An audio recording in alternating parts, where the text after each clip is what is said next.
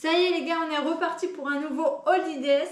Et aujourd'hui, pas d'activité dehors, mais à l'intérieur. Pour la simple et bonne raison qu'il fait pas beau pour plusieurs jours. Donc aujourd'hui pour Holidays, quelque chose de pas très cher et qui est sympa, la cuisine. Les femmes, c'est la cuisine. Non, je crois pas non. Les hommes, vous pouvez tout aussi bien cuisiner ce plat-là. Alors j'ai choisi aujourd'hui le japchae coréen. Je tiens à préciser d'avance et je vais désamorcer tout de suite. Je suis pas une professionnelle, ok? Je suis débutante. Peut-être que je vais me tromper à certains moments pour ceux qui connaissent la recette par cœur ou autre, je sais pas. Je regarde beaucoup de dramas coréens et du coup j'ai voulu manger ce qu'ils mangeaient. J'ai pris des recettes sur internet et j'ai essayé moi-même. Et au final, à force de m'exercer, etc., j'ai réussi. Donc vous aussi, vous pouvez faire des plats que vous avez envie, que vous voyez dans les séries, etc. Donc on y va les gars. Et j'ai besoin de pinners. Ça c'est un petit bac, je sais pas si on le voit mais il y a un petit bac d'eau. Je vais vous expliquer pourquoi après. Une carotte parce qu'en fait là je cuisine pour moi. Je vais pas cuisiner pour 46 personnes. Donc je prends qu'une seule carotte parce que je ne vais pas non plus en mettre des tonnes. Mais vous pouvez clairement en mettre plus ou moins comme vous voulez. Des nouilles de patates douces que j'ai acheté à Auchan de la marque Tanoshi. Il y a plein de produits sympas d'Asie. Alors celle-ci, ça c'est... Vous allez rigoler. C'est encore un truc que j'ai déjà utilisé et qui m'en reste. Donc j'allais pas en racheter parce que ça aurait été bête. C'est de la sauce soja et sésame pour japchae. Donc comme ça c'est déjà mélangé. Vous avez juste à mettre celle-ci et vous êtes tranquille. Et de la viande de bœuf. Et ensuite un demi-oignon. On va d'abord s'occuper de tous ces légumes. Pas les épinards parce que les épinards c'est après. Oh, j'ai foutu de l'eau partout. Je savais que j'allais faire ça, purée. Ah! Ça commence les bêtises. Je vous avais dit que j'étais pas professionnelle. Je vous le dis tout de suite. Commencez pas à me juger. On va jeter ça là-bas en attendant. Je suis pas professionnelle, ok? On va s'occuper de l'eau tout de suite, comme ça après ce sera réglé. L'eau, on le prend. On prend les petites pâtes.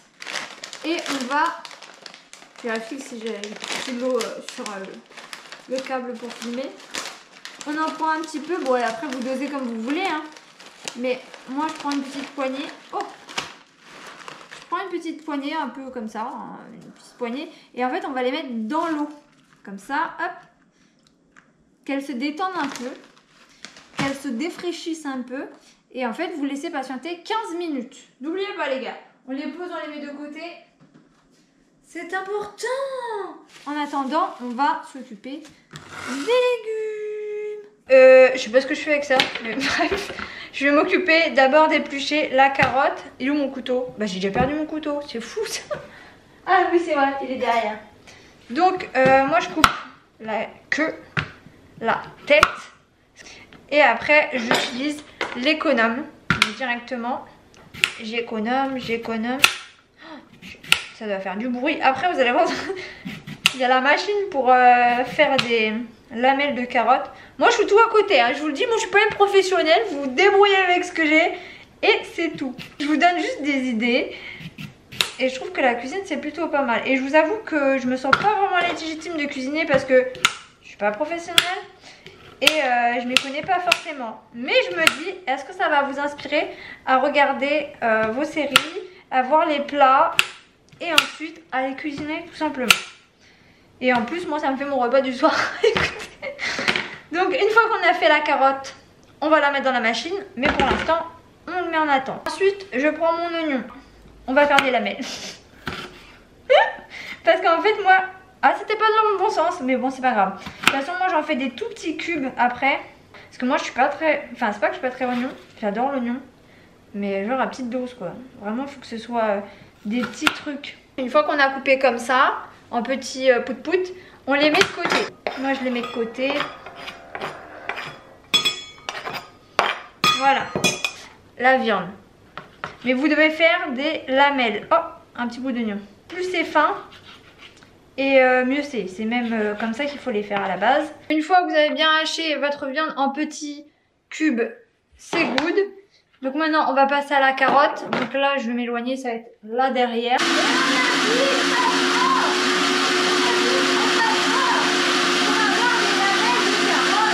Bref. des carottes qui sont coincées là-dedans. Et voilà, vous avez aussi vos carottes. Donc on résume. Carottes, oignons, épinards, viande. On est bon. On va à la cuisine maintenant. On a mis en position tous les aliments. Alors sachez que il faut une casserole pour les épinards et les pâtes. Donc elles servent pour la même chose, vous allez comprendre pourquoi. Il en faut une pour la viande, les carottes, les oignons. Parce que ça c'est divisé. Alors d'abord on va allumer la casserole qui est ici. Tout simplement parce qu'il faut faire cuire les petits épinards. Ici, dans celle-ci, on va mettre un petit filet d'huile. Hop, petit filet d'huile. Écoutez, c'est la vie. Donc pendant qu'on va faire cuire ça, on va faire cuire en même temps les épinards. Voilà. Ce que vous avez envie en vrai. Bon, là c'est chaud. Là ça commence. On va commencer par la viande. On va baisser un peu le feu parce qu'on va se calmer. On cuit un peu la viande. On est content. Un peu de sel. Que la viande pas salée, c'est pas fou. Si ça commence à bien chauffer, on va mettre les épinards. En gros, quand les épinards commencent à être cuits, on éteint. On vérifie bien. On cuit bien la viande qui est ici. On va pas la laisser cuire totalement parce que sinon, après, ça va être compliqué. On met les carottes dedans. On mélange aussi les oignons. Tout va cuire en même temps. On mélange le tout avec la sauce et tout. On cuit, on cuit. Cuit, cuit, cuit. Pendant ce temps, parce que là c'est en train d'un peu de cuire. Ici les épinards, on va les égoutter. Il faut les ajouter ici aussi. Voilà. On égoutte les épinards. Moi je laisse un peu au-dessus et je tapote. Voilà. Ça fait un gros pâté, on voit une grosse crotte là.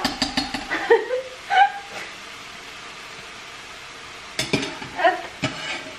On va chercher le restant des épinards au fond de la casserole. Alors pendant que là on va s'occuper de ça, on va mettre les pâtes qui étaient dans l'eau dedans. Donc on prend les pâtes et en fait avec juste la chaleur qui reste, on va les mettre dedans et ça va les cuire. Je découpe un peu les épinards avec ma spatule parce que j'aime pas que ce soit des gros trucs. Donc on mélange le tout encore une fois. Ça se mélange bien, bien, bien.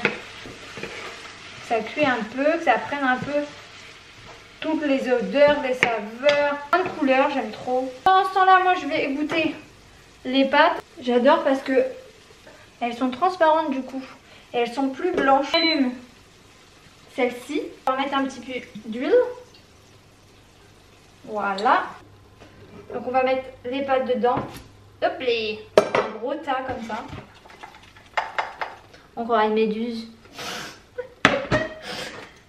Et là en gros, on va mettre la fameuse sauce japchae. Donc en gros c'est de l'huile de sésame et de la sauce soja. Pardon. Excusez-moi. Du coup là on va mélanger pour que ça imbibe, ça se prenne. Donc là on touille, on touille, on touille. À ce moment-là je prends mon ciseau de cuisine. Je coupe les pâtes. Je coupe pour éviter qu'elles soient trop grandes. Une fois que c'est assez découpé, je prends une assiette et je vous fais la petite présentation. Désolée, j'ai pas les plus belles des assiettes. Je prends un peu de pâte. Après, tout dépend de ce que vous voulez manger. Peut-être pas autant, on va se calmer madame. Je prends de la préparation. Je le mets au-dessus. C'est pas beau, écoutez hein. On dit souvent quand c'est moche, c'est bon.